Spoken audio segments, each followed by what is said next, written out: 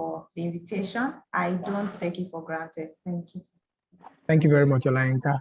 So, and the next person will be Olusegun. Olusegun Ojo is a lawyer, finance enthusiast, and business analyst at Lim Simple Limited.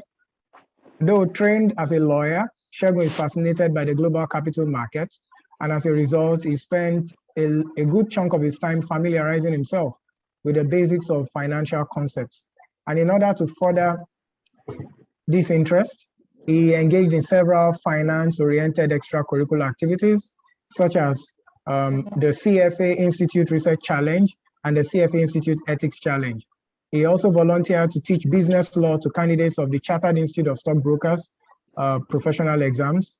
He finished from the Faculty of Law of Obafemi Awolowo University.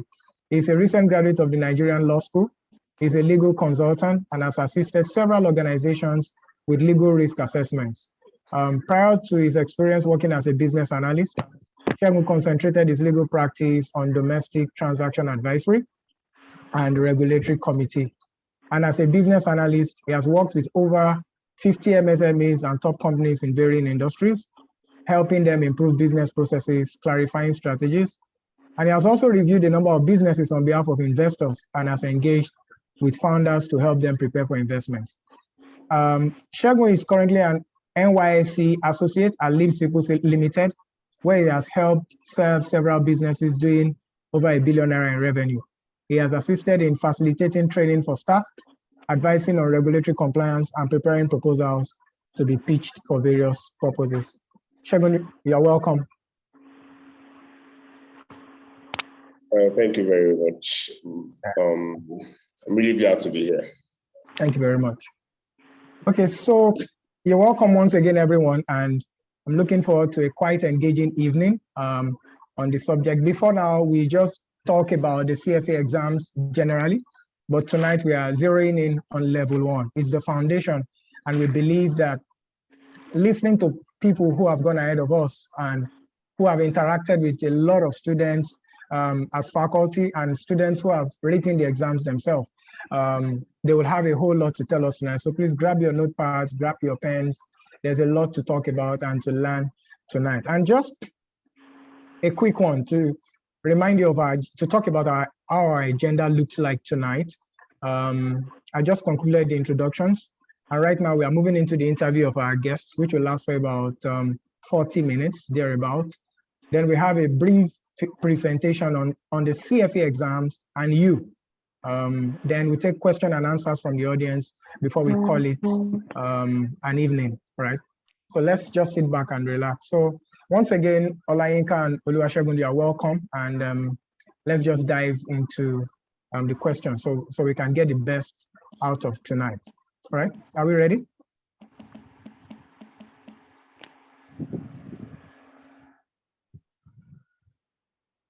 Are we ready? Your microphones are muted, yes, so we can go now. Okay, that's fine. Thank you. We are ready. Okay, thank you.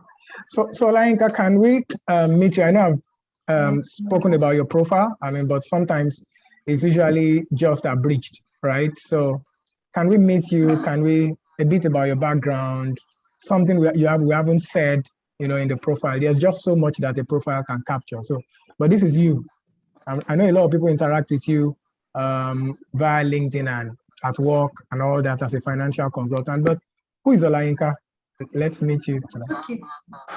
Thank you very much. Olayinka is married. I'm married. I have 3 children.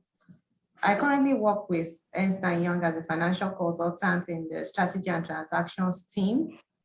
Every day, what I do is to advise my public and private sector clients on how they can optimize their capital, either through capital raising, valuations, due diligence. In my spare time, I like to write, I like to meet people, and I also like teaching. I am also a charter holder of the CFA Institute, just as been read. I'm also a chartered accountant and a chartered stockbroker. Thank you. Thank you very much, Olayinka. Thank you for that background. I remember reading one of your stories and about your CFA baby. Yeah. Yeah, so hopefully we'll get to talk about that tonight. It's quite an interesting story. I hope at some point you would just talk about it, just for us to hear. Okay. Yeah, at some point. Okay, so Shagun, can we meet you, please? Okay, so as we all know, I'm a trained lawyer. Even though I'm a lawyer, I kind of like developed an interest in finance kind of really early. So it enabled me to begin to like take the whole thing seriously from the start. So right from school, I joined organizations like the Student Finance Club. I ensured I participated in as many extracurriculars as I could that were geared towards developing my interests, right? So in my spare time, I'm not that serious an individual, and I don't particularly like writing, but I do video games, right? So I play a lot of video games. I watch cartoons. Like I'd rather watch a cartoon than a movie, and also, I also like teaching too, right? I feel like it's an avenue to meet individuals, and I kind of gain a bit of satisfaction from just teaching the little I know to other individuals, basically. So, yeah, that's me. Thank you. Thank you very much. You're quite a contrast from Olayinka, and I think I like, I love the contrast. So your background in law, I'm sure it's not the same with Olayinka's. And your love for video games, I'm sure in Olayinka's mind, that doesn't sound like an ideal charter holder, right? So this is just one happy young man. Okay, so thank you very much, Shagun. I think, and that was one of the things that informed this pair. So it's interesting how the CFA exams, on our faculty, we have someone who is a medical doctor, for example. Very beautiful, diversity that comes into this. When people meet, when charter holders meet, it's amazing when they tell you their backgrounds, their stories, very amazing diversity, and you can paint a beautiful canvas when you connect all their stories together. It's always an amazing one. Yeah, thank you very much. But one interesting place where I really like to start tonight, and let me go back to you again, Olayinka, is this. So writing the CFA exams is one thing, but it must be clear from the beginning why you are taking it. And if nothing at all, at least there must be one main reason for writing the CFA exam would be to get into a career in finance, to launch a career in finance, right? So what led you? Why did you opt for a career in finance? What exactly was the driving force? What's your reason? Thank you very much, Ayo. You are beginning to bring out the story behind the brief. Yeah. So I stumbled into finance. I didn't set out to become a financial consultant or to be somebody in finance. I grew up having a dream of becoming a pharmacist. Wow. Yes, I wanted to be a pharmacist because my father is a pharmacist and I just love everything about pharmacy. But I had academic challenges and I struggled with physics. So physics is what stops me from going into pharmacy. And because I didn't want to waste my time trying to rewrite WAEC because I didn't pass physics, I just picked the next available thing, which is accounting. So that was how I found myself in accounting.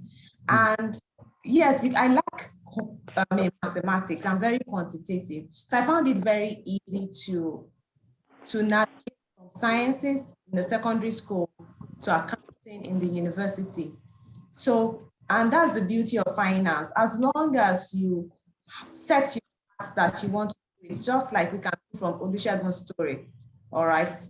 You can actually achieve it. And I mean, finance is you just understanding, having an interest in numbers and understanding why the numbers are what they are. And you would be able to soar in it. So I started ICANN exams after my secondary school when I couldn't gain admission into the university. And I had written 2 stages of ICANN, all right, before I gained admission into the university. By the time I started my ICANN exams, I had already had a dream that I wanted to become a world-class financial consultant. And I was setting out the pace. I had a plan on how I wanted to achieve that. Yes. So by the time I got into 200 level, I was already a chartered accountant at 22 years old.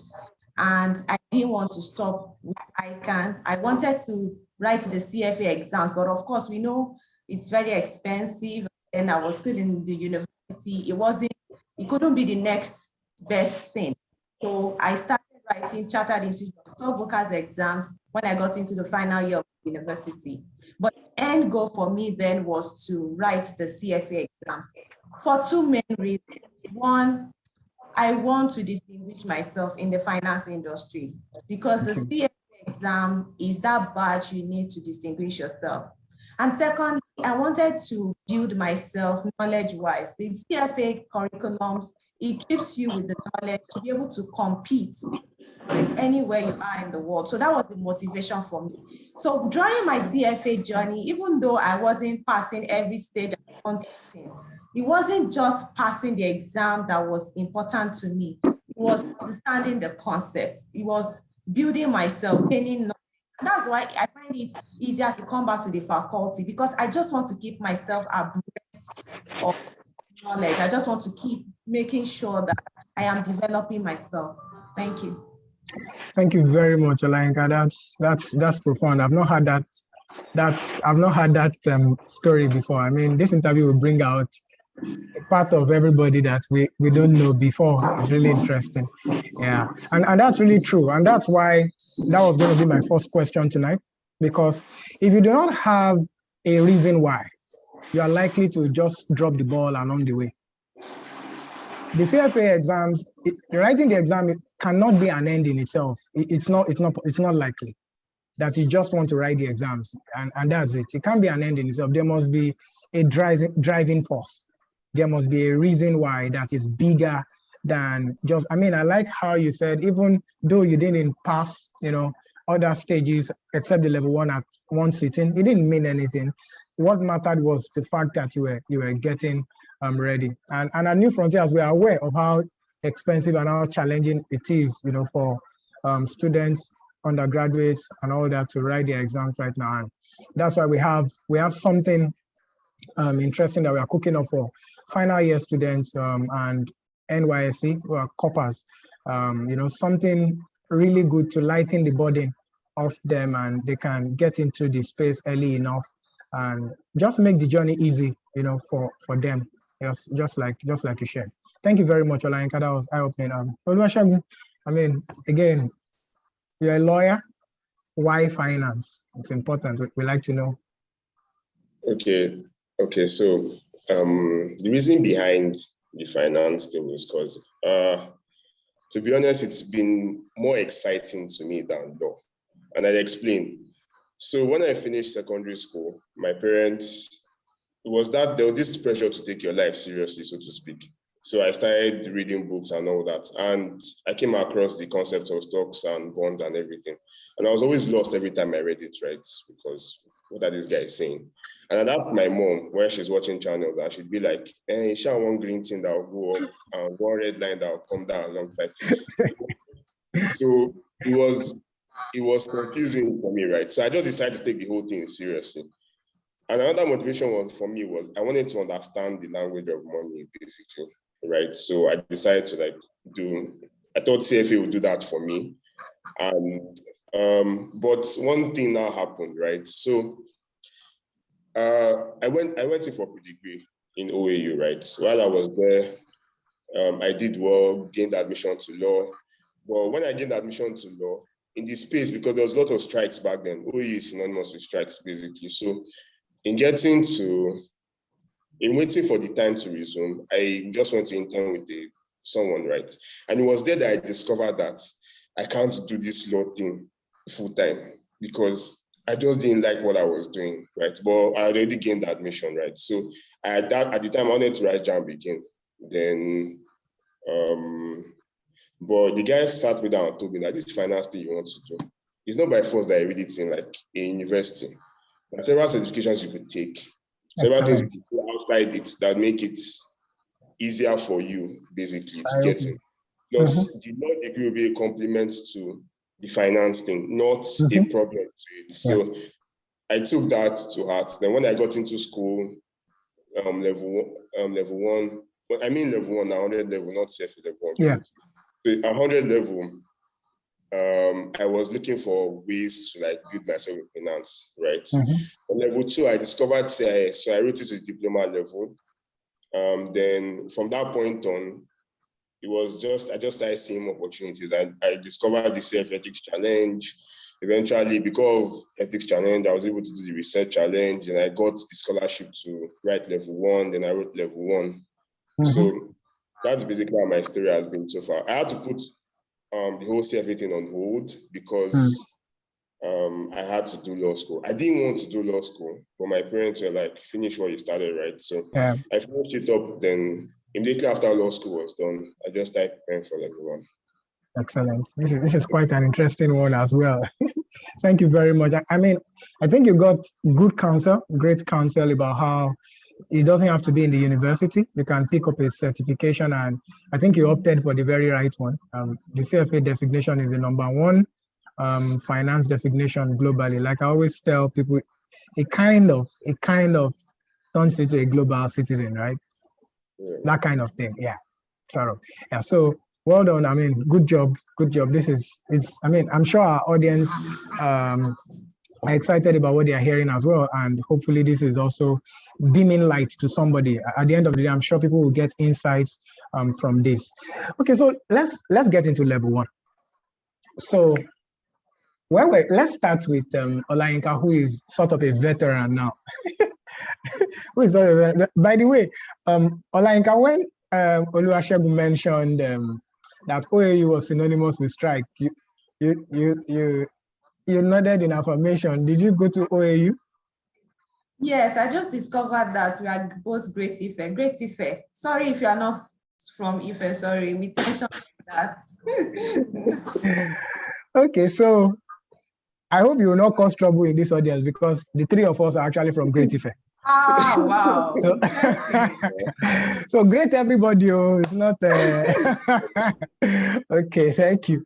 Okay, so okay, Olubisi, thank you. I didn't say anything, no, but you're welcome. Thank you very much. Okay, so the next one. Let's get into level 1. Let me start with Olayinka this time, and that's because you really are a veteran in this space in terms of it's been long, and I'm sure you've given CFA a lot of money without writing multiple exams, right? But really, what were your biggest level 1 memories? What would you say were your biggest level 1 memories? Okay, thank you very much. So many, I have a lot of memories about level 1. You know, I told you that right from the university, I knew that I wanted to be a CFA charter holder. Yeah. And when I started working, I forgot about that dream. I got carried the money I was paid at work. And you know, when I started working, I actually did get the CFA books, the curriculum to start preparing for the exams, but I left them on my shelf. I didn't even open the first page, all right, to see what the content is for 3 years. So those books were just on my shelf for 3 years until I lost my job. So it was when I lost my job that I got that wake-up call that, hey, you seem to have forgotten what you set out to achieve, okay? So that's first memory of how I eventually came back into my first love, which is to get the CFA. One thing would be the first time I wrote the mock, and I got 30%, 2 weeks to the exams. And I would have known that I wasn't ready for the exam if I had not come to New Frontiers for a free revision class. It was at the free revision class I realized that there's a difference between studying for the exam and being able to apply your knowledge to answer questions. Wow. It was through interaction with other students that I realized that there was Schweizer, there was Film Quiz, there were a lot of question banks that I should have been studying with whilst reading the curriculum. So that's the major thing. So New Frontiers doesn't know that I benefited from the free revision class that was done in 2012. That was 10 years. Wow. Yes. Wow, interesting, interesting. It's so we continue to meet people every day who say New Frontiers did this, New Frontiers did that. Currently, our data has contacts of about 3,000 people that have passed through the school at one point or another. And by the time when I'm making the presentation this evening, it's amazing what the founders of New Frontiers were thinking when they started that school. I mean, these people had little or no support. You know, while they were taking their own CFA exams in Nigeria, there were barely 100 charter holders in Nigeria when they were writing their exams. But then they were through and they were like, man, there's something about putting people together, showing them these concepts. There's something where you can be reading this book forever and not get light from what you are reading. You can just be there stuck. I mean, how do you go write a mock 2 weeks to exams and you score 30%? You still passed, right? Okay, fantastic story. So when I realized there was a problem, I buried myself into just solving questions over the next 2 weeks of the exam. And I was lucky that was enough for me, because eventually out of the 10 subjects, I had over 70% in 7 of them. But I know not have passed if I wasn't exposed to that revision class. That interaction. You know that, yeah. Thank you very much. This is good insights. Thank you very much. And I mean, I didn't even know this as at the time we asked you to come speak tonight. I don't even know that any of the founders know this story that you are sharing tonight. I mean, just in case there's somebody on the call who thinks it's an advert for sales and all that, it's a formula that always works. Right? I never told Banji. Banji and Michael. Yeah. At level 3 then, if I'm not, I mean, I can't remember, but Banji took the classes. Wow. And they never know. I came back into the faculty, but I never shared the story with them. And that was one of the reasons why I came back, because they are doing it to me. I wanted to give back. Wow, this is interesting. This is wonderful. I'm sure. I hope they were able to dial in. If not, I will tell them this story. Thank you very much, Olayinka. Thank you. So Shagu, the same goes for you. I mean, memories from level 1. You want to share? Okay. The tipping point for you. I think let's just take a cue from Olayinka. What was the tipping point for you at level 1, really? Because again, if we gather all the memories, it will be a whole lot. But what was the tipping point for you? Okay. So for me, what made things relatively straightforward for me was, okay, I won't say straightforward because preparing can be a straightforward thing, right? But what made it an easier process was, first of the people that I met, right, in the course of attempting to prepare for it. Because initially, even though to some extent, it felt like I had a bit of a background in this thing, but the fact that I was a lawyer, it still made it difficult to believe that I could pass, right? Especially when you open the curriculum and you are trying to read fixed income and you are seeing long lines of proving formulas. Like, it was just a very somehow experience at times, right? But I think what just made it easier for me was just, I knew that I wanted this thing, right? So no matter how difficult the PhD people that wrote the curriculum tried to make it to be, I still kept at it, basically. But in the end, I feel like that's what just made the difference, right? Just be disciplined enough to just continue doing what needs to be done, basically. So I had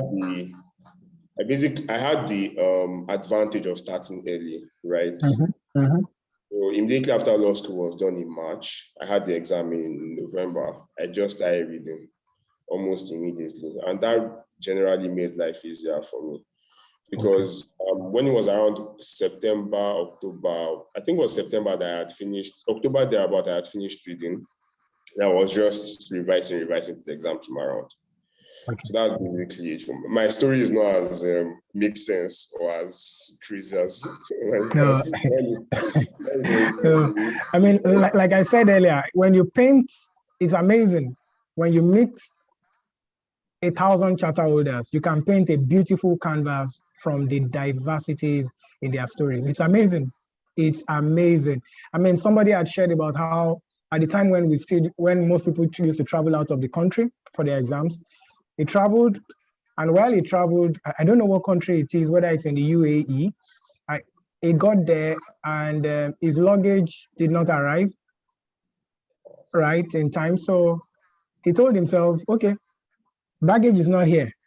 Will I miss out in both ways? And he just went having fun that night, went to the mall, when it didn't even look like someone who was going to write exams that weekend, right? So people have all kinds of stories, and people have all kinds of stories. And thank you once again for sharing your story tonight. I'm sure this is helping somebody early start in interacting with the right set of people. Has always helped, right? In the multitude of counsel, there's safety. So it's always important. So let's go to the next one. And okay, it looks like I'm going back to Olayinka again this time. And this time around, I think this is what our audience actually came for tonight. So from the perspective of a teacher, right, who have interacted with several students, several students, and from the perspective of a charter holder that you are right now in your professional life, Olayinka, what would you share as the optimal strategy or the tips for passing the level 1 exams? I believe you're a mentor to so many people right now, to so many students out there, so many professionals out there. What would you say are those practical tips, level 1, not level 2, not level 3, level 1? Level 1, like if you miss out on this in level 1, you risk failing the exams. Those kind of thing. I know we try as charter holders, we try staying away from guaranteeing outcomes, as it were, but there are some things that are just facts, aren't they? I mean, the moment you can find you can do an inductive reason of why 10, 20, 50 people have succeeded, and you can find the same similar story across board. Then it's not an assumption. It's most likely a fact. You're not saying you are guaranteeing anything. You are just saying that we've looked at this thing, right? And we've looked at the trend, we've looked at the pattern, we've played with data. We know what we are talking about. The insights show that the people that pass do 1, 2, 3, 5 things, right? And that's what I'm really hoping to hear, and I'm sure our audience would like to hear tonight. So please, it's yours now. Olayinka, are you there? Oh, it seems to be frozen. It's probably our internet. Okay, so I'm sure she will be able to Can you hear join. me? Oh, good, better now. It was frozen for a minute. Okay, apologies, it's the network. Okay. You had the question, right? Yes, I had the question. So thank you very much. From my experience and from my experience as a student with CFA Level, and from my experience as a faculty member, I would say that my strategies, I would divide them into 3. Good. They might be funny, but it's just what it is. So I'll look at the strategies from your health and well-being. I'll look at second strategy from the examination itself, and the third strategy from your psychology. So if I start with your health and well-being, in the CFA journey, your health is the most important thing. If you don't take care of yourself, prepare your body for the exam, you are going to waste time, being sick, and you will not have enough time to prepare for the exam. So in a nutshell, the first strategy is that you should eat well, sleep, and exercise. Now, when I talk about sleep, it seems to be counterintuitive because you say, oh, I'm preparing for an exam, I don't have enough time. What do you mean that I have to sleep? But the truth is, if you are not getting about 7 to 8 hours of sleep every night, you are not going to be productive. And your brain is not going to support, your quest for knowledge. That's the truth. Secondly, it's also important that you eat healthy. Take a lot of water, minimize your soda intake, so that you're always hydrated. And another good point about sleep is that the more you sleep, the more healthy you are, and the less you sleep, you increase stressors for yourself, you know. So that captures my point on your health and well-being, which is very, very important. In terms of health and well-being, I always tell my students there are certain foods that are called brain foods that help your brain to develop. So foods like avocado, nuts, coffee, berries are the things that you need to be eating. So intentionally, you need to fuel your body to support your CFA journey. Let me tell you that CFA is not a joke. It's a very rigorous exam, and you need to have a holistic strategy. So a strategy of I just want to sit down and read alone without paying attention to other things may not be sustainable. So you need to have a comprehensive strategy, and that's how I started from your health. Because if you are sick, I'm sorry, you won't be able to write the exam. The second thing that we usually focus on is on the exam itself. The CFA, all the CFA levels have different strategies. For CFA level 1, the strategy of the examiners is to test your understanding of the concept. And that's why if you don't thoroughly understand the concept, you will compute, you will answer the question, pick a wrong answer, and you see that your wrong answer is there. All right. And what that tells you is that in CFA level 1, there are certain pitfalls that you need to be mindful of, which is you need to thoroughly understand the curriculum. This is not what you don't have distractors in level 2, all right? But in level 1, what you have on the options A, B, and C are distractors. That's for the exam. In preparing for the exam, you need to know who you are, know yourself. There are 2 different kinds of students. There are the early birds and there are the night owls. I am an early bird. Anything I want to do, I do my most difficult tasks in the morning. If you come and meet me after 5 o'clock, I'll be giving you 50% of my capacity. So what that means is you need to know yourself. Do you prefer studying in the morning or do you prefer studying at night? I prefer studying in the morning because when I wake up, I'm fresh, I'm energetic.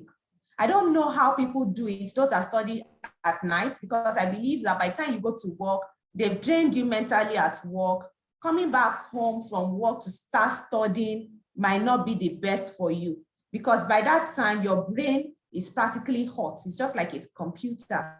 It's hot. It needs to calm down. It needs to be relaxed. Secondly, so this will be the third point. About the exam, avoid 0 days. Human beings are beings of routine. Our body likes routine. So the CFA exam is like you are an athlete. You are training to, let's say you are training to go for a marathon. You can't train today, Monday, and not train tomorrow, Tuesday, and then come back on Thursday. Because what you would have done is that you would have lost momentum. So you need to avoid 0 days. What do I mean? You need to have a study plan and be disciplined in following through your study plan. Know where you want to read, and the specific times you want to read. So think about it, for instance, like when I was preparing for the exam, I used to wake up 2 a.m. every day to read. So imagine that you read whatever you choose to do, 2 a.m. to 5 a.m. every day. Even if you are going to work, you would have done 3 hours. The CFA does not like inconsistent people. If you are inconsistent, you can't pass the exam, sorry. You have to be focused. And in fact, that focus includes discipline yourself from social media, doing a time audit. How do you spend your time? Are you following news that don't concern you? Are you still calling? If you're writing the exams, I used to joke with my students that if you're writing the exams and your friends are not started calling you that, are we fighting? Where have you been? Then it means you're not preparing, because it means that the time that you're supposed to use to study, you're still spending it, on things that might not be good enough for you to pass the exams. So you need to have a study plan and stick to it. Avoid 0 days. It's not that you read today and then you forget to read tomorrow, because you need to build momentum. So when you want to start preparing for the exam, you can start by challenging yourself to read 1 hour every day. If you do 1 hour for 7 days, by the 8th day, it becomes nothing to you. Your body will be used to it. By then, you can now increase your momentum to 2 hours every day. If you do 2 hours every day for 1 month, you won't even feel it. You can increase it to 3 hours every day. So it's a gradual process. Don't just start, you want to start preparing for the exam and you want to sit down for 5 hours, something you haven't done before. It will make it difficult for you. One thing I've also learned about the exam, CFA level 1 or any level of the CFA, this is general. You have to read everything on the curriculum. You know the difference between the CFA and your OAU courses or your UI courses or your UNILAG courses is that you don't know what the examiner will ask you. So you can't go to the exam guessing that there's a probability they won't ask me this. I can assure you, the one that you think they will not ask you is where they will concentrate all the questions. It's happened to me before, and it happened to me in a good way. When I was writing the ICANN exams, on the second stage of the exams, there was a particular topic that I studied last because it was very difficult. And I was like, okay, if I have time, I'm going to study this topic. Guess what? 90% of the questions were from that topic. Because I just studied it, it was very fresh in my mind, and I won a prize because of that. So you understand that you cannot take a chance, all right, on the exam. You have to read the curriculum, read everything in the curriculum. Another thing is what I mentioned before about reading versus application. There's a difference between reading and being able to apply the knowledge you have. Reading the curriculum is a different ballgame from being able to apply that knowledge. And how do you groom yourself to be able to apply the knowledge? Is by working as many questions as possible. Look for question banks, film quizzes where you have access to thousands of questions and you can keep working them. When I wrote the level 2 exams, I am sure I worked nothing less than 4,500 questions. I can still show you my profile if you don't believe it. So what I'm saying is you need to solve as many questions as possible. You need to solve those online topic-based tests as well. You should learn it so much that even before you finish reading a question, you can answer it. What this does for you is that it helps your psyche, okay? It helps you to build confidence in yourself, and it helps you to gain speed and accuracy. So it's not just that you just want to sit down and be solving questions, but you realize that the more you solve questions, the faster you are. Let me say one more point and then stop so that Olusegun can share his viewpoint as well. It's also important for you to understand your brain.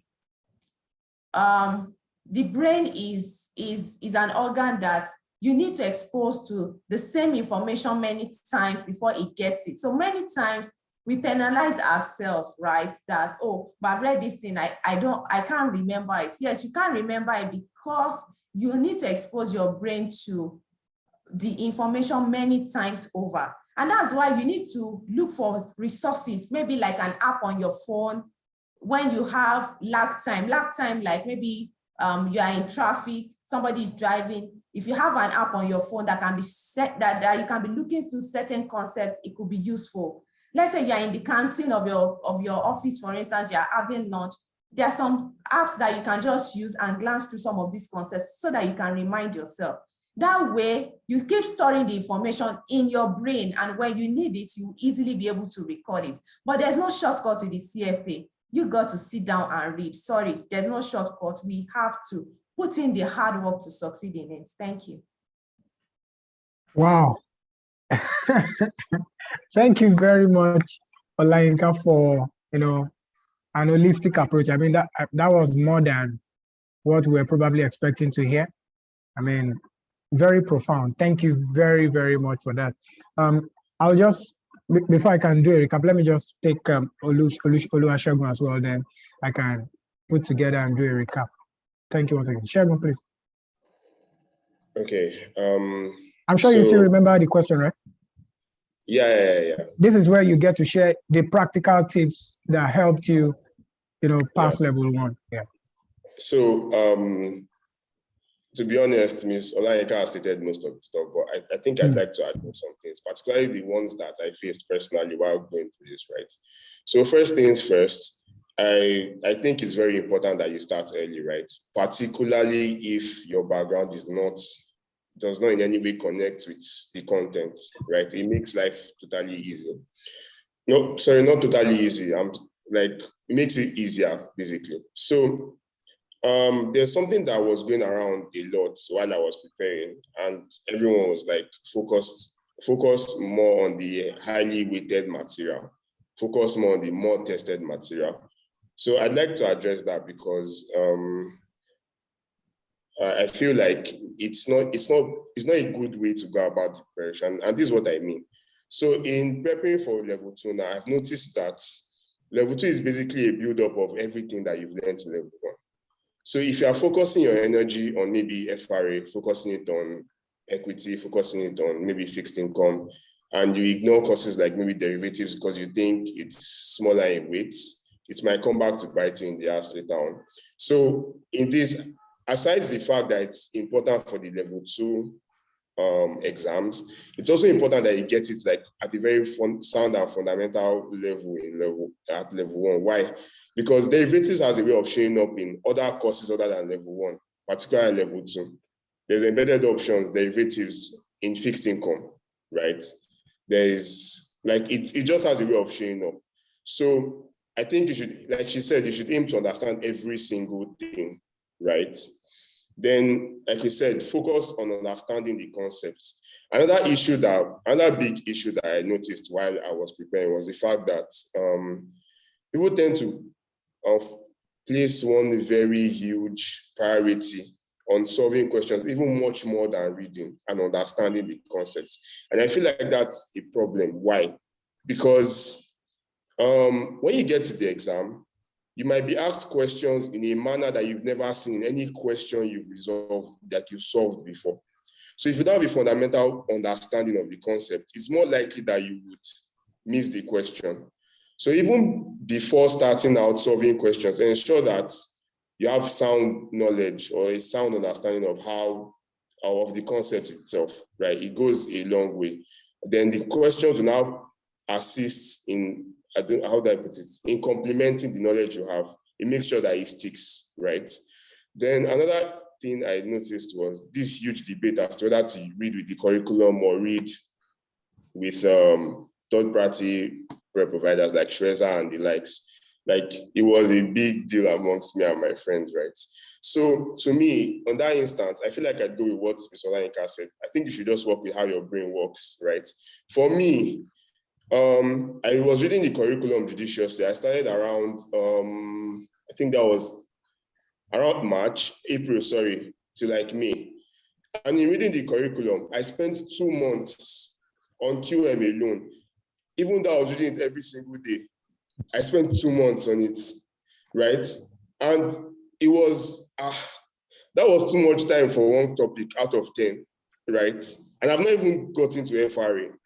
So I had to give myself wisdom at that point that, okay, how do I go about shortening this process, right? So one thing I'd like to say, because there's one huge pressure on everybody that you must read the curriculum. If without the curriculum, a failure is ahead of you. No, like, the thing about it is that, so I went on YouTube, I saw Mark Meldrum.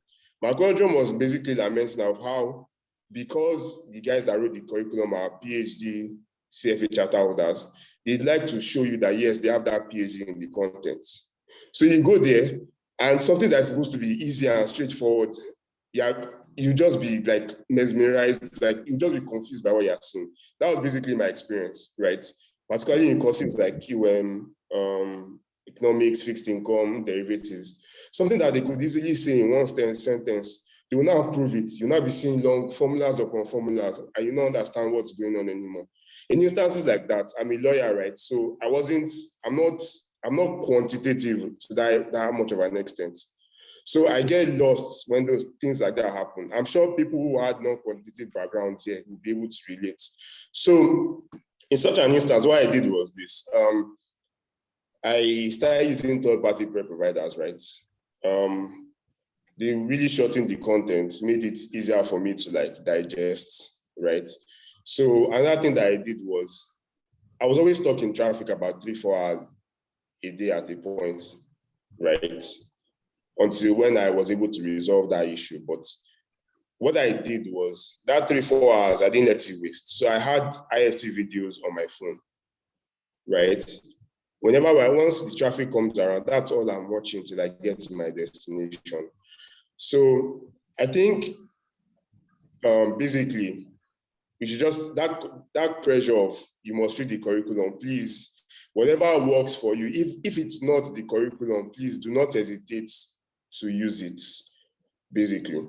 Aside this, I think Olayemi has covered most of what I have to say. Thank you. Thank you very much. And it looks to me like Olayinka still wants to say something about that, because it's something that sits in the mind of students. And although it's not an official question we intend to talk about, but I won't be helping students if we do not talk about it. And that's the only reason why we set up this program tonight. Let's solve as much problems as we can for students, please. I think you should say something. Thank you, Shegun. Thank you very much.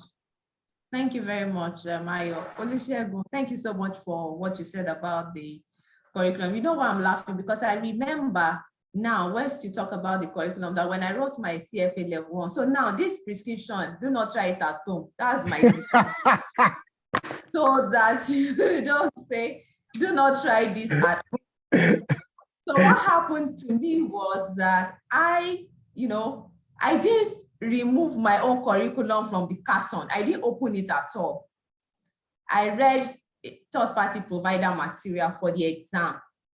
Of course, a short one and fast, straight to the answer. Now, after the exams, a colleague asked me that, oh, how was your exam? And I said, fine. I ran over my questions twice, meaning that I finished in half time, and then I had time to go over all my questions again to be sure that I picked the correct answers. And it was like, you probably made the mistakes. And then I remembered that, wow, but I didn't even open the curriculum. I just trusted my third-party provider to have given me the right information. So just like Olusegun has said, I'm going to corroborate it. Do what works for you. All right, just do what works for you. And the only way you can know whether something is working for you is when you do your mock and you're passing. So if you do your mock and you're passing, there's nothing for us to say. All right. And for level 1, I mean, issue about curriculum, no curriculum for level 1, I don't think is a big deal. But for other levels, maybe, but for level 1, I don't believe it's a big deal. So third-party provider, we don't want to do adverts for any house. So that's why I just said third-party provider. Non-CFA, I mean, now you can please answer that. Okay, so thank you very much, Olayinka. So we'll take all these questions, so it's fine. But third-party providers are essentially other people who provide learning materials, right? There are popular ones in the market, like Trezor, Kaplan Trezor is big in that space. There's Wiley and all that. So again, there's a whole lot. So to now figure out what it is something is something you now have to sit down and do. But I think what I would like people to do, to be sure that people are actually following, it's a virtual meeting, and I can't see the people. I'm just assuming that you're following, and I believe that you are. But to be sure, I want you to just start typing in the chat box now some of the tips that you have mentioned, so that I can be sure that you have captured everything. I have them all written down here, and they're all written down here because I will keep reminding every single student that I meet about these things. It's unlikely that whatever complaint a student will have will not fall in. Thank you, Oriofe. Start preparing early. Just solve lots of questions. Olubisi, your well-being, your health, and your well-being. I mean, who knew that Olayinka was going to start from that part tonight? And it's interesting. It's demanding. The CFA exam is demanding. It's not a sprint. it's a marathon. It's demanding on your body physically. Yeah, focus on understanding the concepts, have a study plan. Thank you. Adekunle Richard, whatever works for you, read. Just give me a moment. Your health is important. Be consistent with your written plan. Sheyi. Omolade, your health is important. Exercise. Wilson Izeko, thank you. Read the curriculum, CFA or third party, whatever works for you. Adekunle Richard, thank you. Stanley, focus on understanding the concepts. Have a study plan. Maru. Amanda, be psychologically prepared. Be psychologically prepared. Avoid 0 days. It's amazing how there's no magic. You just need to put yourself on a routine. And there is a way you can approach that exam knowing that you are ready and you're confident. And I like the litmus test that Olayinka has given. The way to know what you are using works for you is your performance on the mock exams. That's it. I mean, it was when she found out that 30% on mock exam, 2 weeks to go. And there's trouble. And she ran to new frontiers. I mean, it's eye-opening. I mean, you will only be doing yourself a disservice when you find out this truth and you don't do something about it. Oriofe, thank you. Have a reading plan that works for you. Understand your curriculum. You have to do the work. Define your why and stick to it. Thank you very much. This is something people miss out on. You must define your why. Olayinka mentioned at the beginning that even though she had failed some levels, level 1 was the only one she said she had passed at one sitting. But she said that for the other levels, it didn't matter that she had failed those levels because she had a bigger reason why, right? A bigger why she was doing what she was doing, and it meant a whole lot. Thank you very much. It's been amazing. Let me just take one more or two then before I can do the presentation and we can call it an evening. Would you say there is any value in attending classes when it comes to preparing for the CFA exams? If yes, you can. This is where you can share with us. Do you think there is any value? Let me start from Shegun this time around. Would you say there is any value with attending classes? And if yes, you need to be specific. This. You know, I always tell people about. I see you almost every weekend when you come to class, and Shegun is always coming. I don't know whether you permit me to tell them how you always look. So when I saw you this, I was like, passing the exam makes people fresh. You'll see how Shegun is fresh this evening. Shegun literally comes, really, it's like exercising to school. Like, I'm coming to nail these classes again today. Thank you. So do you think there's any value really, taking classes? And if yes, you need to be specific. Thank you. Okay, so to be honest, there's a lot of value in coming to class, right? One of the values or the primary value you get is, not even primary, it's a lot, but this is just one of them. The fact that you have access to charter holders that would teach you based on their experiences, right? It made it really easy for me to read it, particularly in courses like equity and economics, right? Because every topic had its practical application in practice. And they had a way of relating it. So it made it really easy to recall concepts based on the stories that were given in class, right? So yeah, there's that advantage, right? The other advantage is the fact that you have access to individuals you ordinarily would never have access to in ordinary circumstances, right? On LinkedIn, social media, you check someone's profile out and you're intimidated by what's going on there. They've done this in one place, they've done the other, and you are thinking, when will your life reach that level, right? So yeah, that person is in front of you, teaching you derivatives, teaching you economics. Like, it really makes it like easy, right? And practically every tutor, I don't like calling them tutors because I feel it's like an insult to the charter, but every charter holder that taught us there, they were really down to it and very approachable, easy to talk to, right? If you had issues, even some issues beyond the exam, you could approach them, talk about it, and they'd really, right, talk to you, like give you insight on how to go about navigating it. Then another advantage I saw to it was the quality of people that I met in class, right?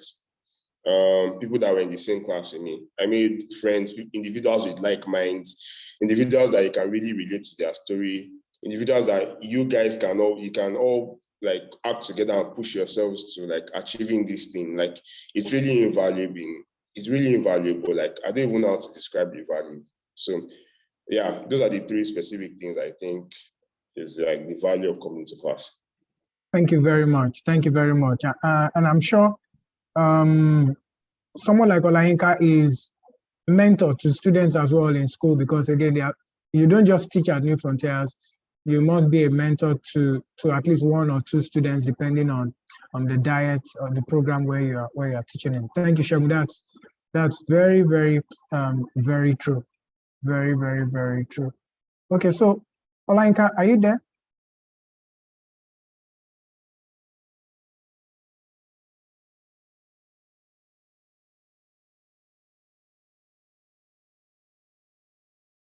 Olayinka, are you there? Okay, while we wait for Olayinka to come on. Okay, she's here. I'm back. Okay, yeah, you're welcome back. So let me just add the, sorry, let me just add the spotlight. Okay. Okay, so yeah, you could respond to the question now, that's fine. Okay, yes, thank you very much. I mean, Olusegun said it all. The benefit of class cannot be overemphasized. If you want an exam, you need to know everything about the exam. And you discover that of the information you get is by interacting with people. All right. And if you are in a group, or in the midst of a group of people that have written the exams,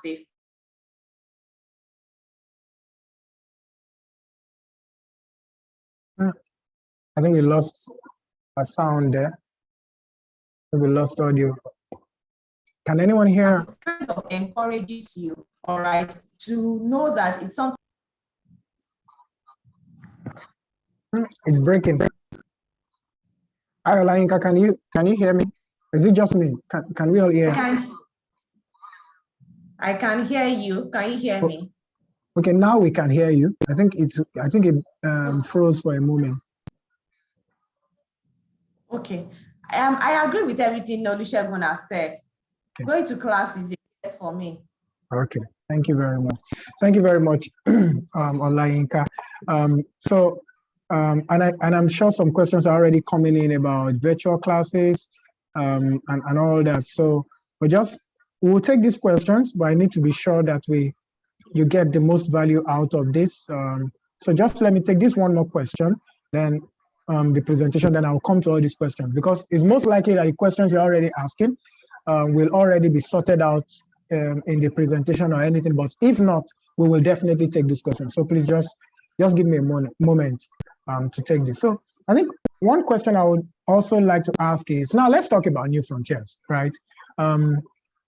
So can you describe the role of New Frontiers in the life of the candidates that you teach?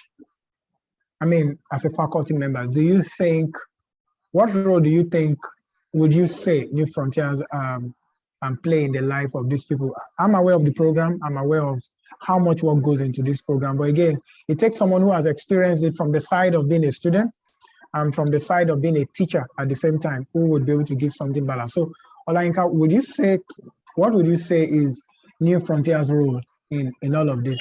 And I'm being specific now, not just classes. I know there are many materials, there are many classes, there are several teachers out there, but New Frontiers, there must be something different about New Frontiers that I'm hoping that you can share with us tonight. So please. Okay, absolutely, yes. Thank you very much for that beautiful question. So for New Frontiers, it's not because I'm a member of the faculty, but what stands out for me as a faculty member is the genuine interest in the success of the candidate. So I'm always fascinated with the mentoring program that New Frontier has. Many of the mentees that were assigned to me many years ago are still my friends till today. There are still people that have relationship with me that still sound me out when they want to take decisions in their career or on their examination. So that mentoring program is very good because, if you are going on a journey like this, which you have alluded to be a marathon and not a sprint, you would need people to encourage you on that journey, so that if Mhm. you want to give, you always find reasons, or you always find strength to keep moving on. So that mentoring program is for me. In addition to the caliber of faculty members that we have, their dedication and commitment. So it's not for the money, right? So it's not the money for many of us. It's the fact that we just want to give back. Like I told you, I'm here because they did something for me, all right? And I just want to give it back. Yeah. Thank you very much, Olainka. And to be honest, in the corners of my room when nobody is there, I've asked myself, why do these people really do these things? I mean, I'm telling you, when nobody is there, when I'm having a conversation alone with myself, I've thought, what's the reason? It's definitely not the money, because it doesn't make sense to me when you put the numbers together and you look at 16 weeks of teaching, and by the time we are putting the accounts together and I'm saying, okay, let's send this token to somebody, let's send this honorarium to somebody and say, thank you for teaching. It doesn't even match. I don't even know what it does, to be honest. But you see, I think that just like you had mentioned about the people, because again, it's about who started this, right? The people who started this, what was the culture they were trying to build? What were they trying to build when they started this thing? And I think that's what has trickled down, to what we have right now among the existing faculty. Thank you very much, Olainka. And it's one thing about the caliber that you talked about is it's rare to be able to find that number of select type of faculty members in one place at the same time. To be honest, it's difficult to put that group of people, that number of caliber of people together, to get them at the same place at the same time. Is really, really tough, to be honest. And how they do it, why they do it, we don't have the answers, but it's amazing how the reasons are clearly beyond money and whatever it is that anyone can think about. So thank you very much, Olainka, for that. And I'll just let Segun, who has been a more recent beneficiary of this program, right, to also say something really good. So Segun, please. Okay, so basically what I'd say still boils down back to what she said, and even what I said previously, right? Like being able to meet individuals that are practically amazing in their own right, to be honest, like, and having that much access to them, either via virtual classes or physical classes, it's ordinarily unreal, right? So it had that value for me, right? And New Frontiers, they have a way of showing interest in your personal development, even beyond the exams, right? I saw a portal on the website where job openings are being posted for individuals, meaning that, like, even beyond writing the exams, there's that interest in seeing your career develop. And there's that, I don't know, if you join New Frontiers, you basically have an access to individuals that, I don't know, a very huge network of very, very intelligent, very, very sound individuals, right? And I think that's it for me, to be honest, because I don't know, even much going beyond the exam and all, like that network is something that I feel it's powerful in its own right. Thank you very much, Segun. Thank you. I remember Segun discussing with me about level 2 when he had not taken the exams in level 1 in the car park at New Frontiers. I was already discussing with me about level 2, and it was quite an engaging discussion. I mean, I didn't count it stupidity. It was important because he was speaking from his heart and it meant a whole lot. I had to give him all the attention, and we reached some conclusions. I mean, he was already sorting out level 2 before he wrote it. I remember clearly, was it in October or sometime in October at the car park in school, we're having that discussion. That's how these things work. So essentially, when you join New Frontiers, you join a family. Now, I see that there are some questions in the chat box, and for our speakers, thank you very much. I'll give you time to grab a cup of coffee or something before you give your parting words. I'll just make a presentation, and I'm going to reduce the time that I intend to spend on it to make it really so that we can take all the questions from our audience quickly. So just let me do that quickly so that when you're asking, I need to do this now so that when you're asking your questions, if what we have talked about already resolves what you had in mind, then it's fine. So at this point, I think I can release our speakers to take a tea break, take a coffee break or something. And by the time I'm done with this, you'll be able to take the questions from the audiences and all that. Thank you, Olainka, and thank you, Shegun. So if you are still with us, I'd like you to just type a yes in the chat so that I'm sure that you are still with me.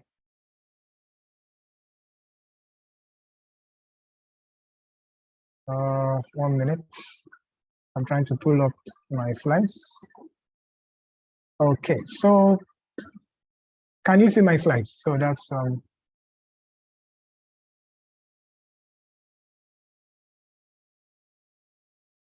just a minute. I'm trying to be sure that I can see. Okay. Okay, yes. Okay, yes, that you're with me, or yes, that you can see my chat. Let me see another yes so I can be sure it's okay. Okay, so you can see my screen. Thank you very much. So welcome once again tonight. Thank you, Tina. Thank you, Joseph. I got that. So welcome once again tonight, and talking about New Frontiers Learning Center. Sorry, just a minute. Struggling here. Okay, good. So this is the agenda. We've taken the interviews, and now it's CFA and you. I just wanted to say a few things about CFA and you. Then we'll take your questions and answers. This is where I like to start tonight. This is Oluwapelumi Fadola, Associate Investment Banking and Exelon Capital. He says, I received my charter today, my CFA charter today, having passed the 3 levels of the CFA program at first attempt and met the requirements of the institute. It was quite a journey, and I'm grateful for this milestone. Many thanks to the tutors at New Frontiers Learning Center for the knowledge shared. Oluwapelumi was one of our students, and this is his LinkedIn review, right? So this is LinkedIn review that we screen grabbed with his permission, of course, and I'm sharing with you tonight. Now, the CFA program, in case you're not aware, the CFA designation is the most respected and recognized financial markets designation, and of course, investment credential in the world. It is administered by the CFA Institute, and there are about 200,000 charter holders globally, and this number is currently growing in Nigeria. At the time this was set up 12 years ago, there were barely about 100 or just a little over 100. But today the numbers are growing really, really fast in Nigeria. So trust me, you're in good company. You're in very, very good company. And in the charter requires that you pass 3 levels of exams and at least 36 months of qualifying work experience, and pledging to adhere to the code of ethics and standards of professional conduct, right? Then the CFA program is, of course, organized into 3 levels, with each level is really robust around a candidate body of knowledge, and each level is tested in a 5-hour exam, typically 5 hours, for every exam that you write in the CFA. Now, just a minute, please. Now, the next thing I'd like to talk about tonight is the CFA program itself. Still talking about the CFA program. Yeah, so this is it, snapshot, exam format. At level 1 is just multiple choice. Level 2, supported multiple choice questions. And at level 3 is vignette supported constructed response questions with vignette supported multiple choice questions. You don't need to worry about what a vignette is. It's essentially a short story, right, that talks about something, and you can answer questions from there. And one thing Olainka mentioned today that I remember very well is that at level 1, almost every answer seems correct in the multiple choice questions. So you have to be patient reading these questions. You need to learn how. There is a way to read questions. There is a way to answer questions, because if you pick the wrong one, it will look good. It will look correct to you as at the time you are picking it. So there has to be, you have to understand that there is a way to answer questions, with the CFA program. And getting someone to show you how, learning how others have done it will be very, very helpful for that. Now, what are the topic areas? There are 10 topic areas that will be tested: ethics, financial statement analysis, quantitative methods, portfolio management and wealth planning, equity, fixed income, corporate issuers, derivatives, economics, and alternative investments. Of course, you know by now that your background doesn't matter. It's an interest, and having the right set of people to hold your hand, that is a dominant factor in ensuring that you succeed in the CFA program. Of course, for level 1 this year, the exams are happening at the 4 times during this year: February, May, August, and November. February, May, August, and November. It's only level 2 and 3 that don't get to run all through the year, but level 1 will run all through the year: February, May, August, and November. Our story at New Frontiers. You see, our story is one that is born out of a compelling desire to just help ease the journey of every CFA exam candidate in Nigeria, and right now in diaspora, because we have students from diaspora who log into our learning management system as well, for the online school. And some are in the physical school who are locals, and some locals are also in the virtual program as well. It's a choice that you have to make about what works best for you. Now, our founders went through this journey, and I've mentioned this before now, with little or no support of any kind. I mean, Olayinka was talking about 2012, which was 2 years after the school was set up, and now 10 years now. The school is about 12 years right now. How the founders were very helpful at a free revision class, and they never even knew that they were doing that they had done that to help people. And I'm just hearing it for the first time after about 10 years, right, that this impact was made. Our founders went through this journey with little or no support. However, they vowed to help turn into reality the dream of every CFA candidate who wants to earn the prestigious CFA charter, irrespective of their backgrounds, whether it's finance or non-finance alike. I mean, I've told you before of how there's a medical doctor on our faculty, right? And non-finance. And there are a lot of people like that, Now, today, after an entire decade of pursuing this vision, our market has experienced significant leaps through the influx of more than 2,000, about 3,000 right now, from New Frontiers, professionals from New Frontiers, who are now revolutionaries in various markets of the world. It just means that when you work in the capital markets, in the finance and investment space in Nigeria, it's unlikely that you will not meet someone who has passed through New Frontiers at some point in their careers and on their journey to earning the CFA charter. And our call to you today is that you will join thousands of candidates and professionals to grow your career and to join the revolutionaries today. We believe strongly at New Frontiers that there's no better time to be a charter holder than now. Some people have talked about the challenges, about paying, about the devaluation of the Naira and all that. It's not as if the dollar has gotten better.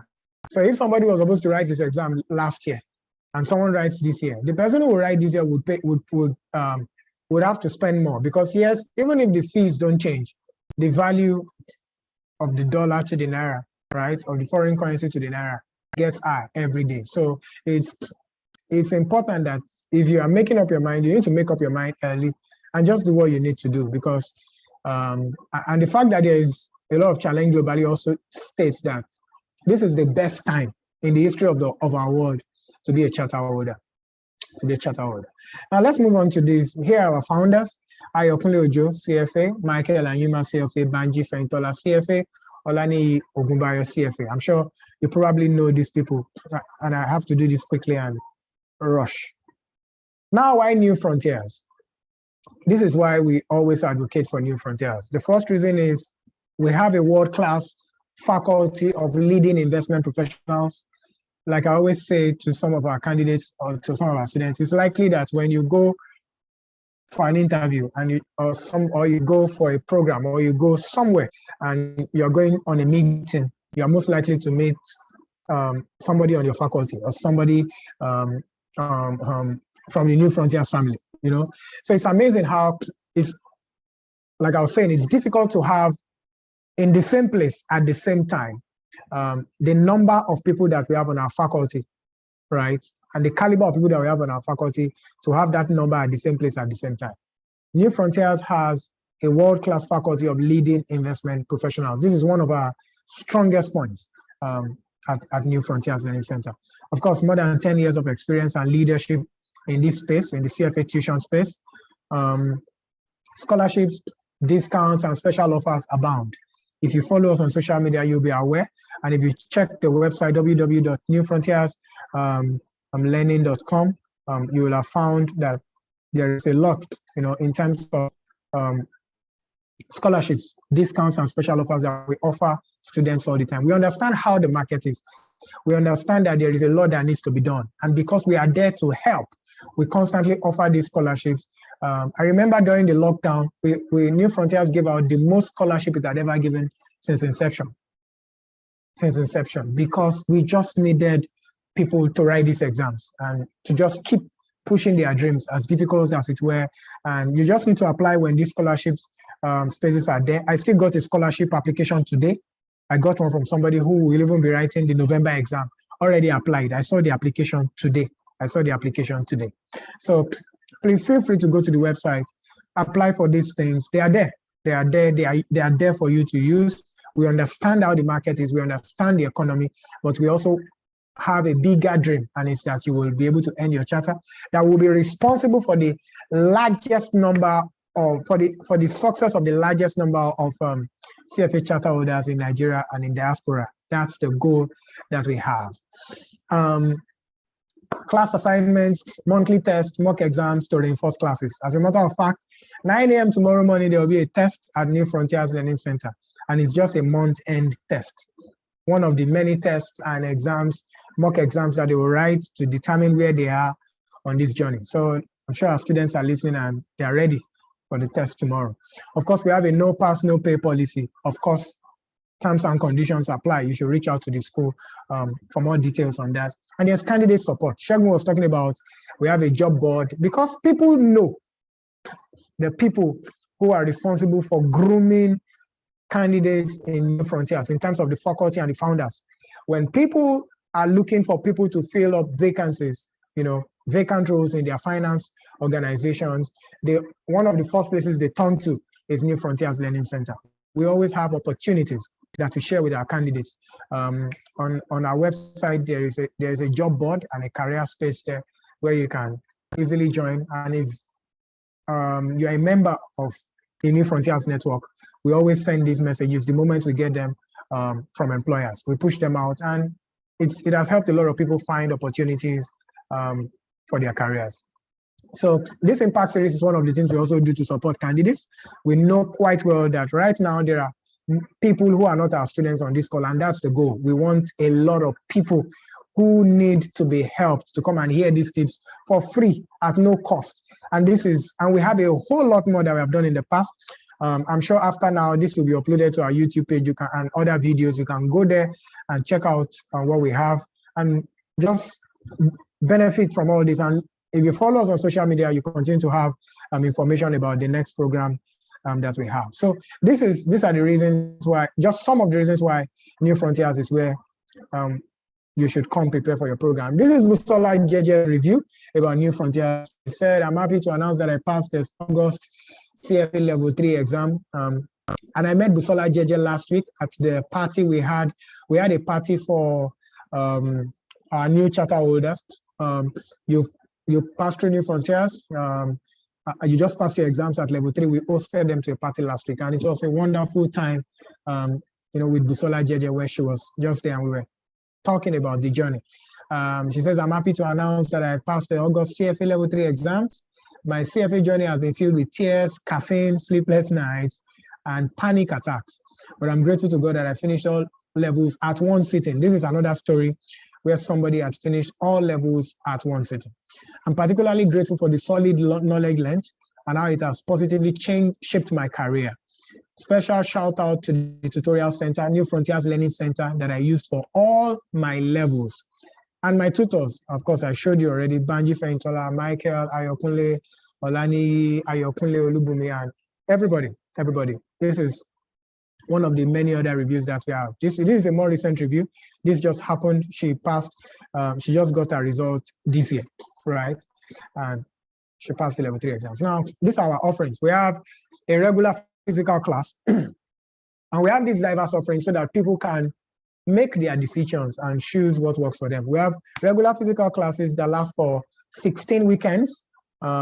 Friday evening like this, 2 hours from 6:30 p.m. to about 8:30 or thereabouts. On Fridays, we have a virtual class for an hybrid class for everybody.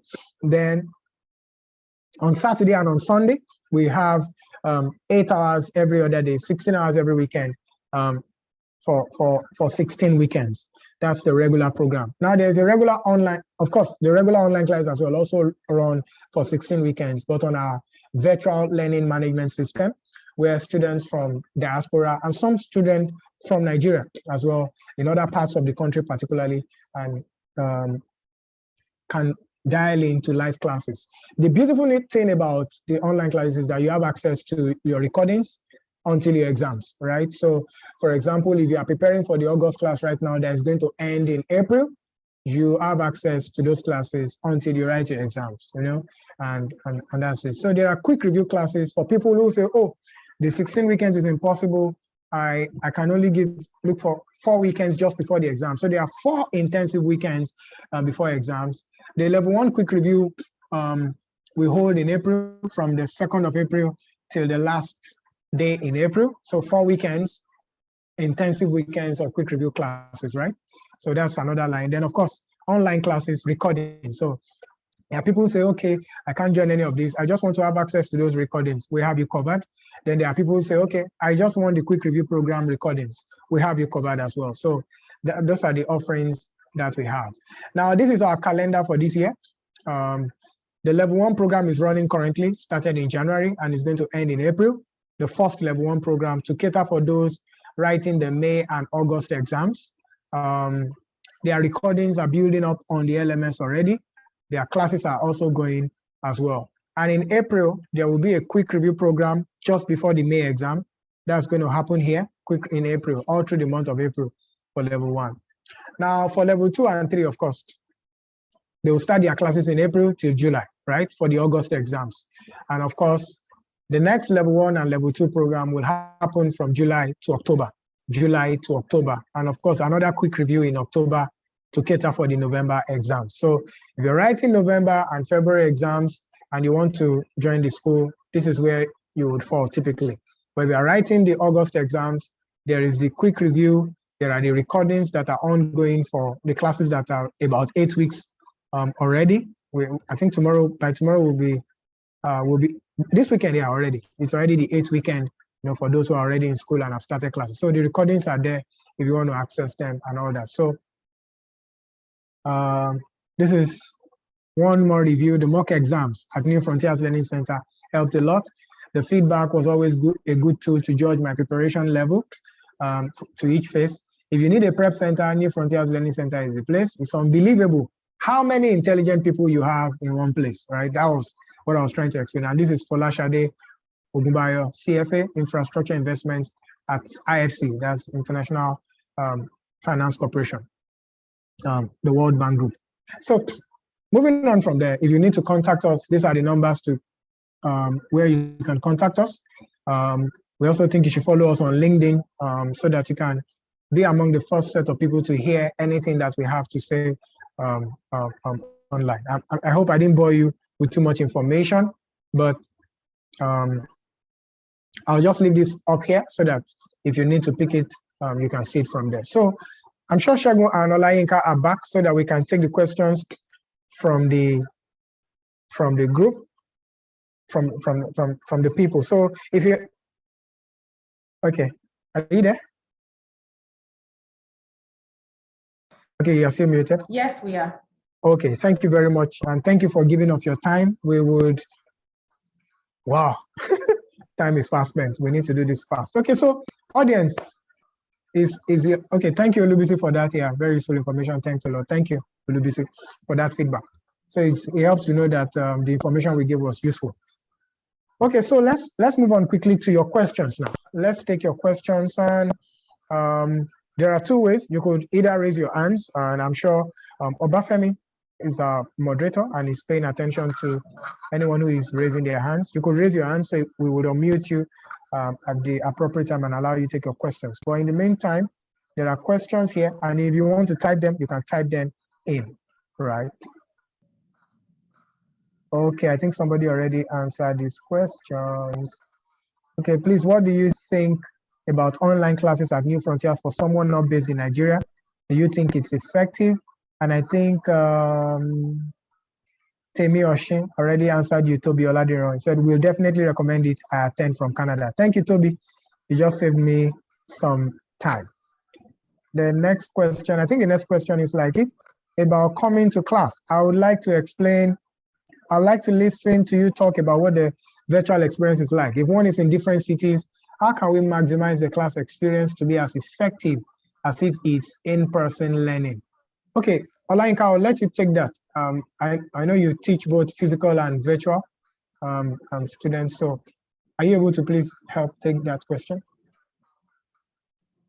So this person is asking, if one is in different cities, how can we maximize the class experience to be as effective as if it's in-person learning?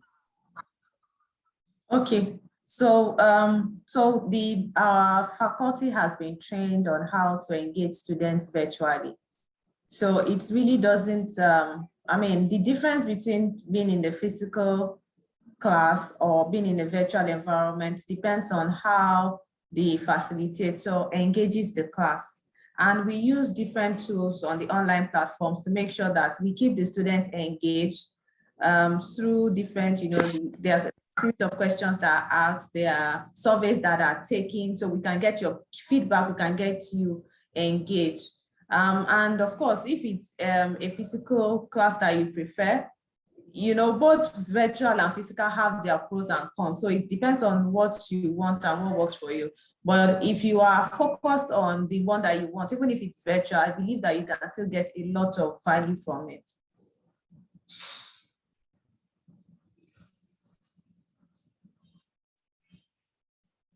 Oh, sorry. I didn't realize I was muted. Thank you very much, Olayinka, for that answer. I'm sure you've done justice to that question. How do new CFA candidates join the Learning Center? Okay, so that's why I'm keeping this up. You could either call any of these numbers or visit www.newfrontierslearning.com/enroll, right? And our team would pick it up from there and they will reach out to you. The moment you register on newfrontierslearning.com, on this website, they will definitely reach out to you. So it's fine, Rachel. So good evening, everyone, and thank you for this session. Okay, Boye, thank you. Everyone faces the same set of questions regardless of location. I mean, for example, sitting for the exam in Canada and in Lagos. Oh, yes, absolutely. Everyone faces the same set of questions regardless of location. Absolutely. The CFA exam is a global exam. I mean, there are no different, it's not a different curriculum. So the questions are definitely not different. So it's the same exam, whether you're writing in Canada or you're writing from Lagos, Nigeria. Stanley, thank you. Okay. What are the options available to someone who plans to write the exam in August? Are there other arrangements? Since the classes for those writing in that period are started, or can one join the January to April classes? Okay, so the January to April classes already started. However, every single class that has been taken have recordings. So whether you're in the physical class, whether you're joining the physical class or you are joining the virtual class, there will be access to the recordings for class that have been missed. That's one. So, excuse me. So that caters for everything till date. Then there is a quick review program that will happen in April. That's one other option for people who want to join. There's a quick review program in April. So if you, that covers for folks who are taking the April and the November exams. So you can join that class for you writing in August. I think those solutions will work. You're either joining, just reach out to us. We will discuss with you and find out what works best for you.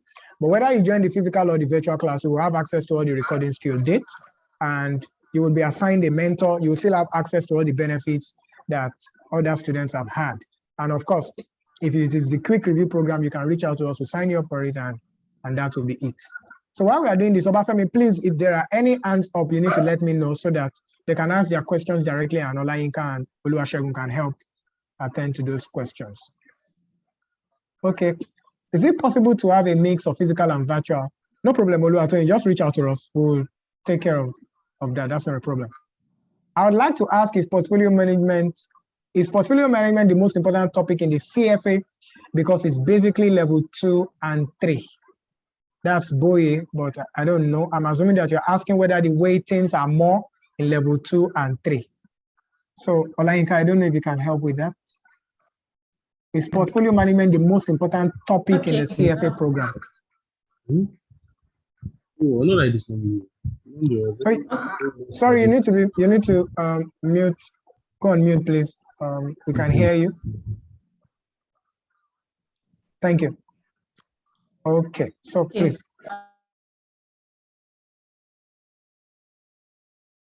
Oh, you're muted. Can you hear me? Yeah, we can. Yes, thank you. Thank you, Boye, for your question. So the curriculum, you know, all the subjects in the curriculum have different weightings. And what the CFA does for you is to cover all the topics in finance. It appears that portfolio management has more weightings, especially in level 3. All right, but it doesn't, I wouldn't say because of that it's the most important topic.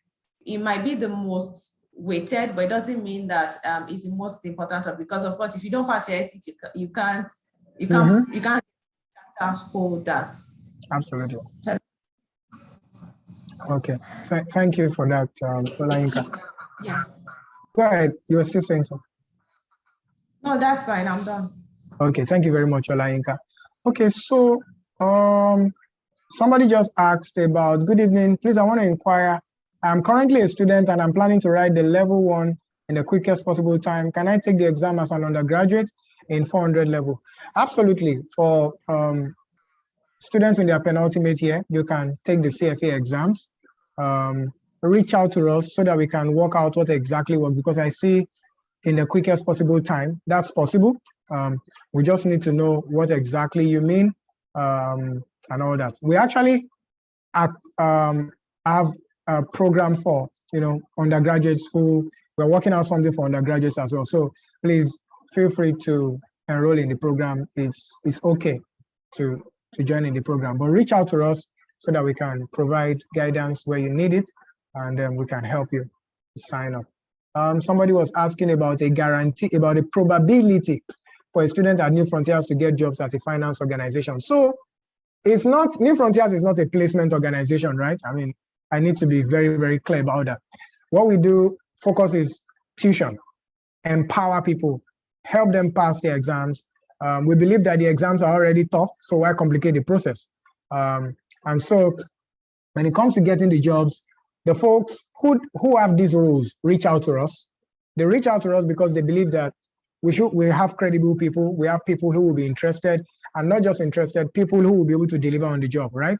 And we take these jobs and we present it to you.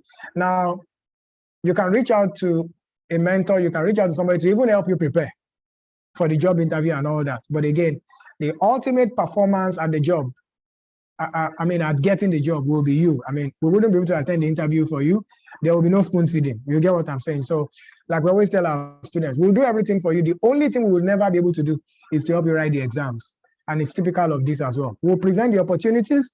When we get the job opportunities, we won't hoard them because, they are for you. We'll present it to you. Now you need to prepare. You can use our resources to prepare, absolutely. But again, ultimately, there is a whole lot in your hands to be done as regards that. Okay. So, Obafemi, are there any hands raised?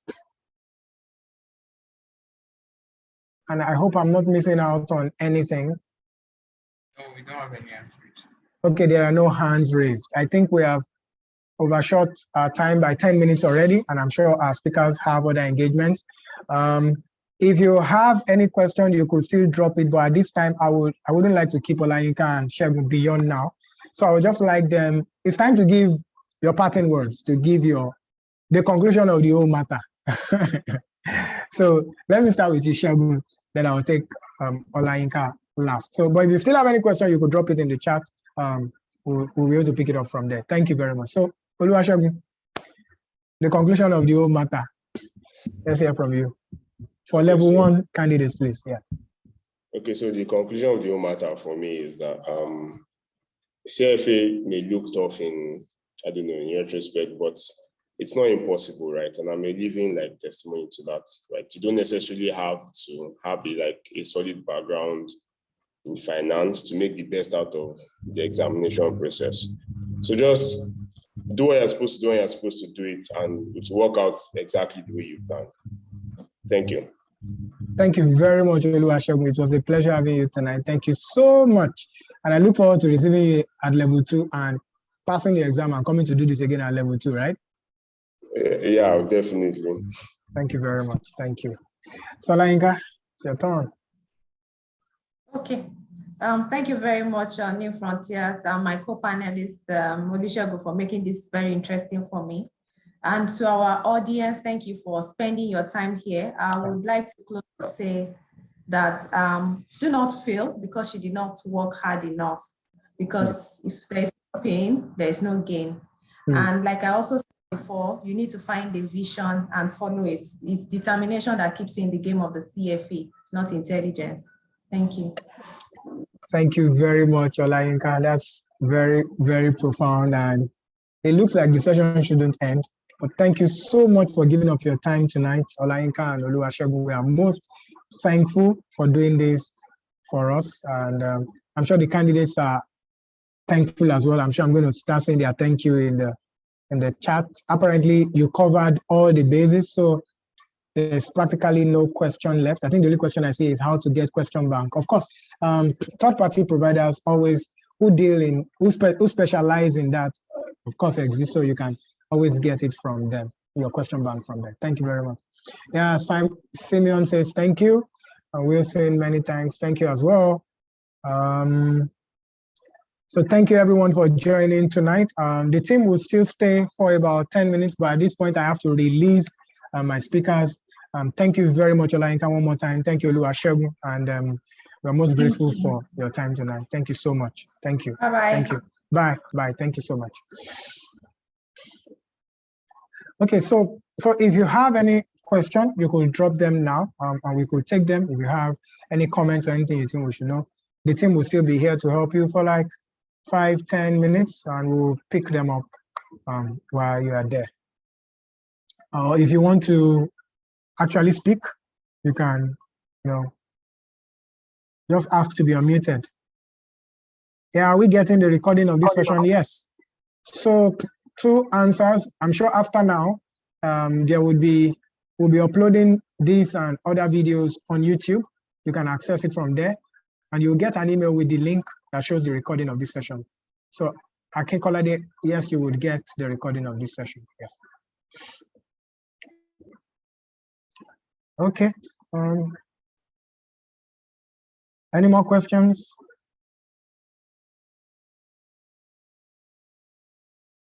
Okay, so asking whether New Frontier provides question banks to their students, right? So there are several resources that we provide.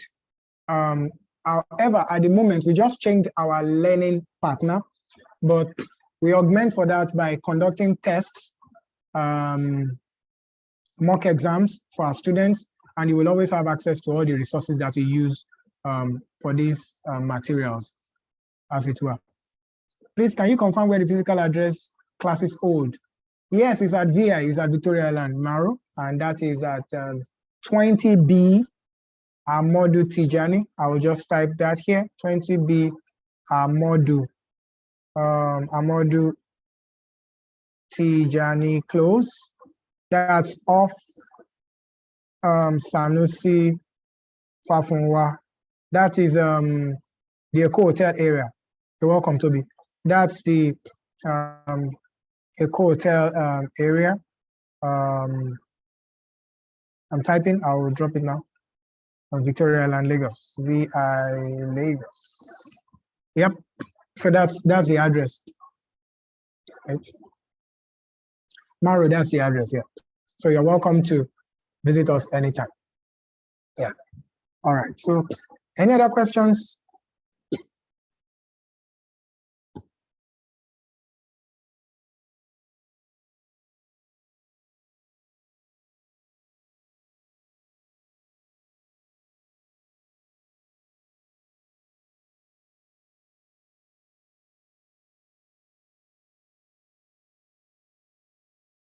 Any other questions?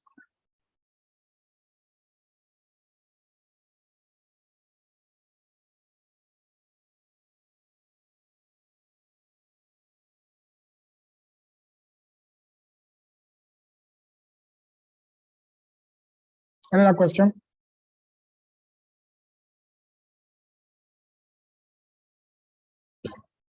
Any answer is? Obafemi, you need to help me. Any answer is? No, none. Okay, any question from the chat? Okay, in the absence of none, I think you can throw in your jingle and we'll just leave this open for another 4 minutes. By 7:50, we'll call it an evening.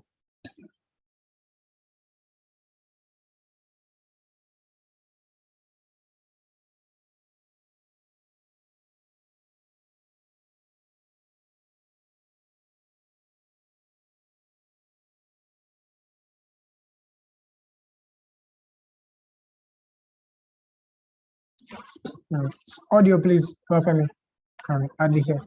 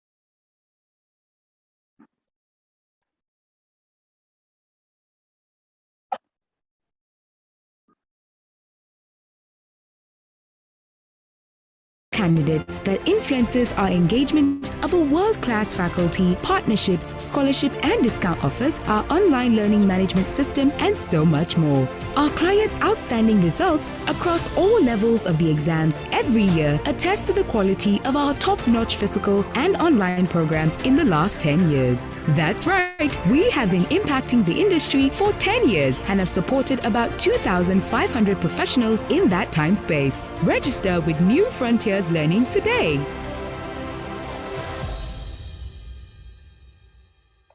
New Frontiers Learning is the #1 tuition center for the CFA exams in Nigeria. Our founders went through their CFA journey with little or no support of any kind. However, they vowed to turn into reality the dream of every CFA candidate earning the CFA charter, irrespective of their backgrounds, finance and non-finance alike. It is this commitment to support our candidates that influences our engagement of a world-class faculty, partnerships, scholarship and discount offers, our online learning management system, and so much more. Our clients' outstanding results across all levels of the exams every year attest to the quality of our top-notch physical and online program in the last 10 years. That's right, we have been impacting the industry for 10 about 2,500 professionals in that time space. Register with New Frontiers Learning today.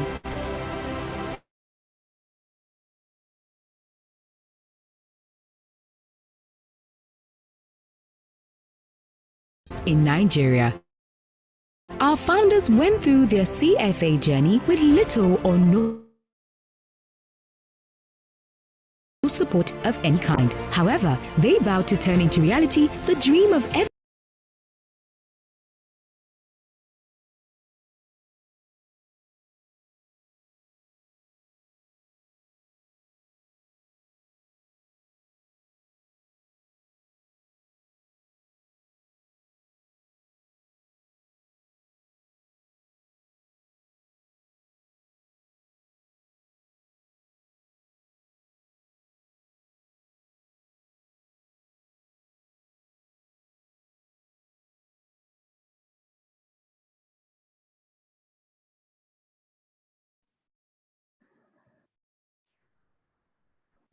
New Frontiers Learning is the #1 tuition center for the CFA exams in Nigeria. Our founders went through their CFA journey with little or no support of any kind. However, they vowed to turn into reality the dream of every CFA candidate earning the CFA charter, irrespective of their backgrounds, finance, and non-finance alike. It is this commitment to support our candidates that influences our engagement of a world-class faculty, partnerships, scholarship, and discount offers, our online learning management system, and so much more. Our clients' outstanding results across all levels of the exams every year attest to the quality of our top-notch physical and online program in the last 10 years. That's right, we have been impacting the industry for 10 years and have supported about 2,500 professionals in that time space. Register with New Frontiers Learning today.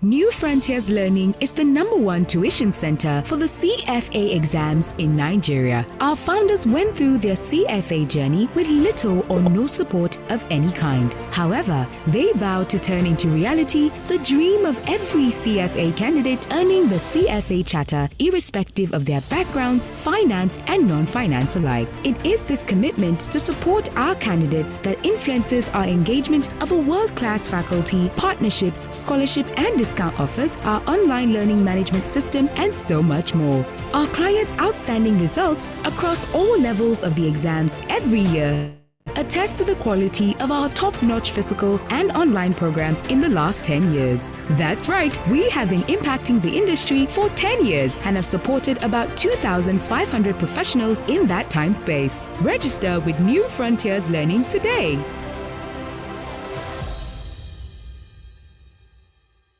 New Frontiers Learning is the #1 tuition center for the CFA exams in Nigeria. Our founders went through their CFA journey with little or no support of any kind. However, they vowed to turn into reality the dream of every CFA candidate earning the CFA charter, irrespective of their backgrounds, finance, and non-finance alike. It is this commitment to support our candidates that influences our engagement of a world-class faculty, partnerships, scholarship, and discount offers, our online learning management system, and so much more. Our clients' outstanding results across all levels of the exams every year attest to the quality of our top-notch physical and online program in the last 10 years. That's right, we have been impacting the industry for 10 years and have supported about 2,500 professionals in that time space. Register with New Frontiers Learning today.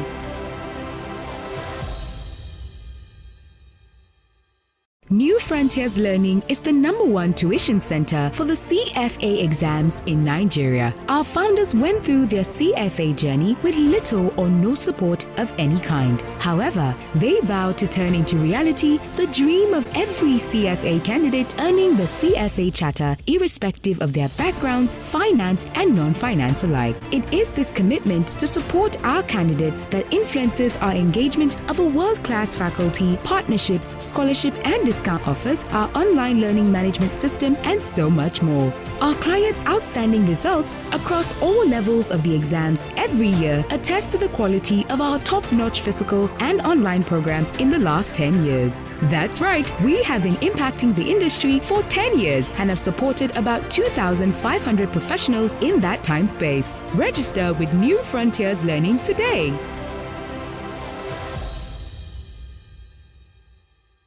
New Frontiers Learning is the for the CFA exams in Nigeria. Our founders went through their CFA journey with little or no support of any.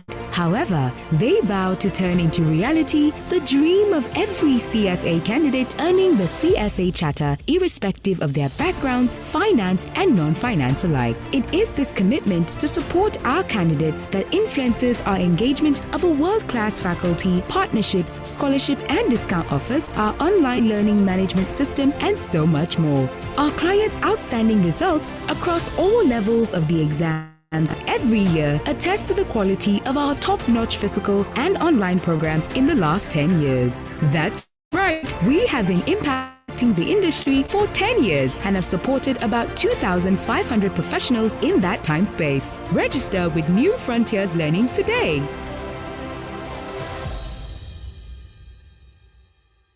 New Frontiers Learning is the #1 tuition center for the CFA exams in Nigeria. Our founders went through their CFA journey with little or no support of any kind. However, they vowed to turn into reality the dream of every CFA candidate earning the CFA charter, irrespective of their backgrounds, finance and non-finance alike. It is this commitment to support our candidates that influences our engagement of a world-class faculty, partnerships, scholarship and discount offers, our online learning management system, and so much more. Our clients' outstanding results across all levels of the exams every year attest to the quality of our top-notch physical and online program in the last 10 years. That's right, we have been impacting the industry for 10 years and have supported about 2,500 professionals in that time space. Register with New Frontiers Learning today. Is the #1 tuition center for the CFA exams in Nigeria. Our founders went through their CFA journey with little or no support of any kind. However, they vowed to turn into reality the dream of every CFA candidate earning the CFA charter, irrespective of their backgrounds, finance and non-finance alike. It is this commitment to support our candidates that influences our engagement of a world-class faculty, partnerships, scholarship and discount offers, our online learning management system, and so much more. Our clients' outstanding results across all levels of the exams every year attest to the quality of our top-notch physical and online program in the last 10 years. That's right, we have been impacting the industry for 10 years.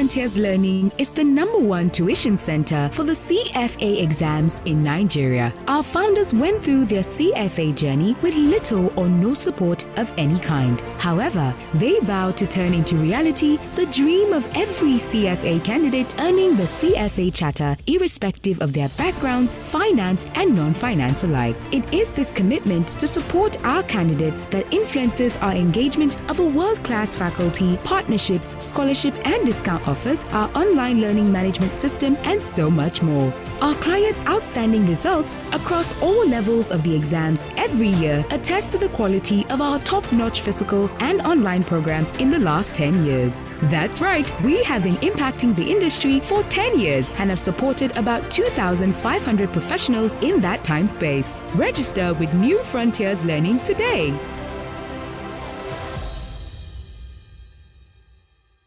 New Frontiers Learning is the #1 tuition center for the CFA exams in Nigeria. Our founders went through their CFA journey with little or no support of any kind. However, they vowed to turn into reality the dream of every CFA candidate earning the CFA charter, irrespective of their backgrounds, finance and non-finance alike. It is this commitment to support our candidates that influences our engagement of a world-class faculty, partnerships, scholarship and discount offers, our online learning management system, and so much more. Our clients' outstanding results across all levels of the exams every year attest to the quality of our top-notch physical and online program in the last 10 years. That's right, we have been impacting the industry for 10 years and have supported about 2,500 professionals in that time space. Register with New Frontiers Learning today.